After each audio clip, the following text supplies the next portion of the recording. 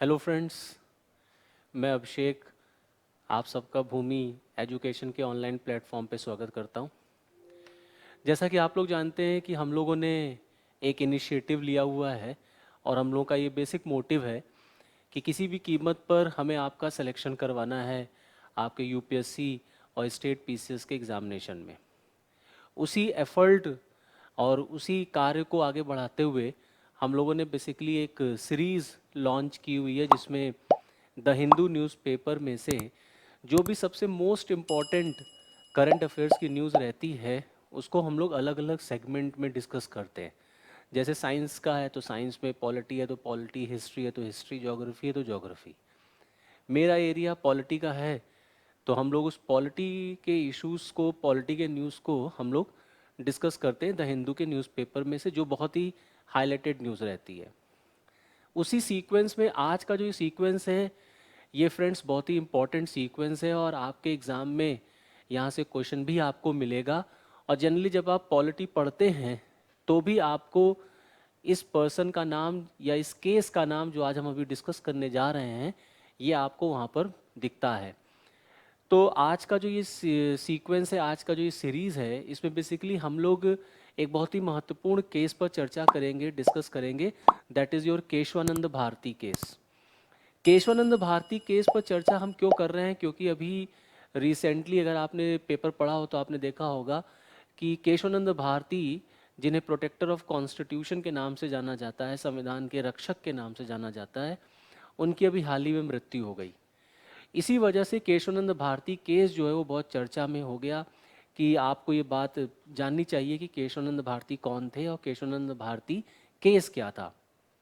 भारत के इतिहास में, भारत के पॉलिटिकल सिस्टम में, इंडियन पॉलिटी कॉन्स्टिट्यूशन में नंबर ऑफ केसेस ऐसे रहे हैं जो बहुत ही महत्वपूर्ण रहे हैं।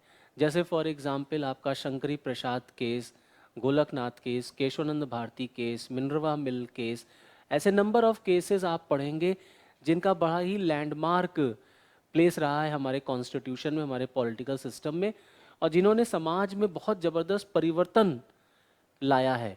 उसी में से सबसे महत्वपूर्ण केस रहा है केशवानंद भारती केस। केशवानंद भारती बेसिकली केरल के एक मठ के शंकराचार्य थे, एक वहाँ के एक ये हेड थे। और 1973 में एक बहुत महत्वपूर्ण केस चला था केरल हाई कोर्ट में, फिर बाद में ये भारत के सुप्रीम कोर्ट में पहुंचा, जिसको केशवानंद भारती बनाम केरल सरकार के नाम से जाना जाता है। और केशवानंद भारती का जो केस था सुप्रीम कोर्ट में, या आप कह लीजिए जो हाई कोर्ट में केस लड़ा गया, वो बेसिकली भूमि सुधार के अगेंस्ट था, लैंड रिफॉर्म के अगेंस्ट था। केंद्र में श्रीमती इंदिरा गांधी के समय 1970s की अगर हम बात करें, 1970s में मतलब 71, 72, 73 में, तो आप देखेंगे कि वो दौर चला जब केंद्र में श्रीमती इंदिरा गांधी की सरकार थी और भारत सरकार ने भूमि सुधार को लेकर के बहुत सारे फैसले किए और कई राज्य सरकारों ने भी अपने स्तर पर भूमि सुधार को लेकर के कई एक्ट्स वगैरह और कई लॉज वगैरह पास किए। इसी तरीके से केरल सरकार ने भी एक इनिशिएटिव लिया, एक उन्होंने भी प्रयास किया लैंड रिफॉर्म का, भूमि सुधार का। और केरल सरकार के भूमि सुधार के एक्ट की वजह से जो वो मठ था जहाँ केशवानंद भारती थे, उसकी कई एकड़ ज़मीन जो है वो राज्य सरकार के पास या राज्य सरकार के अधीन जाने का डर था। तो केशवानंद भारती ने इसी केरल सरकार के भूमि सुधार एक्ट को केरला हाई कोर्ट में चैलेंज कर दिया। वहाँ तो वो केस ये हार गए केरल हाई कोर्ट में। बाद में इन्होंने इसको सुप्रीम कोर्ट में चुनौती दी और सुप्रीम कोर्ट में केशवानंद भारती का केस इस वजह से महत्वपूर्ण हो गया कि पहली बार भारत के राजनीति में, पहली बार इंडियन पॉलिटिकल सिस्टम में सुप्रीम कोर्ट ने बेसिक स्ट्रक्चर का कॉन्सेप्ट इंट्रोड्यूस कर दिया। संविधान के मौलिक ढांचे का सिद्धांत केशवानंद भारती केस में ही आया। और ये प्रीलिम्स का, ये मेंस का बड़ा इंपॉर्टेंट एक एरिया है कि बेसिक स्ट्रक्चर क्या होता है या बेसिक स्ट्रक्चर से आप क्या समझते हैं और बेसिक स्ट्रक्चर में क्या क्या आता है। तो ये पहला ऐसा केस था हमारे देश में जिसमें सुप्रीम कोर्ट ने पहली बार बेसिक स्ट्रक्चर की परिभाषा, या आप कह लीजिए कि पहली बार बेसिक स्ट्रक्चर शब्द और बेसिक स्ट्रक्चर का कॉन्सेप्ट सुप्रीम कोर्ट ने इंट्रोड्यूस किया। और केशवानंद भारती केस से पहले दो बड़े महत्वपूर्ण केसेस लड़े गए थे। एक शंकरी प्रसाद केस था, गोलकनाथ केस था, उसको हम लोग बाद के वीडियोस में कभी चर्चा करेंगे। उसी गोलकनाथ केस का जो फैसला था उसको पलटते हुए सुप्रीम कोर्ट ने केशवानंद भारती केस में एक जजमेंट दे दिया और सुप्रीम कोर्ट ने कहा कि संसद को मौलिक अधिकारों में संशोधन करने का अधिकार तो है। संसद फंडामेंटल राइट्स में अमेंडमेंट कर सकती है। Parliament has the right to amend the constitution under article 368, लेकिन कोई ऐसा संशोधन नहीं हो सकता जो संविधान के मौलिक ढांचे को नष्ट कर दे। मतलब पार्लियामेंट को एब्सोल्यूट पावर नहीं है फंडामेंटल राइट्स को चेंज करने का या उसको अमेंड करने का। तो कॉन्स्टिट्यूशन में अमेंडमेंट हो सकता है, फंडामेंटल राइट्स में अमेंड किया जा सकता है।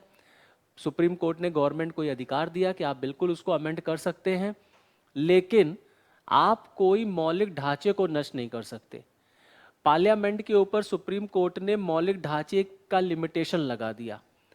और यही वो दौर चल रहा था जब आप देखेंगे कि हमारे देश में भारत सरकार बनाम न्यायपालिका हो गया। मींस विधायिका लेजिस्लेचर वर्सेस जुडिशरी हो गया।